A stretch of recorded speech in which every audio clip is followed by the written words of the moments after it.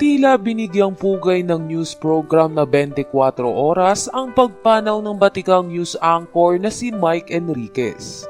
Sa unang bahagi pa lamang ng 24 oras ay makikita na pare-parehas na nakakulay itim ang mga suot ng mga 24 oras anchor na sina Mel Chanco, Vicky Morales at John Consulta.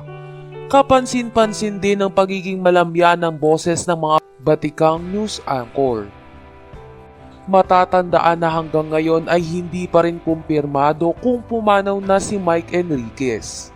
Ngunit dahil sa cryptic post ni Arnold Clavio at naging komento ng iba pang GMA News anchor ay marami ang naniniwala na pumanaw na ang veteranong broadcaster. Naging usap-usapan din ang IG post ng unang Hirit host na si Linching. Ayon kasi sa post ni Linching ay mamimiss nito si Buma.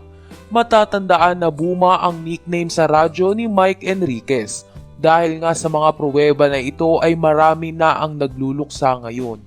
Gayunpaman, naniniwala ang netizens na pinakiusapan ng pamilya Enriquez ang GMA at ang mga kasamahan nito na gusto nilang gawing pribado ang pagpanaw ni Mike Enriquez. Kaya naman hindi ito direktang binabalita ng GMA News at pinapangalanan ng mga GMA News anchor.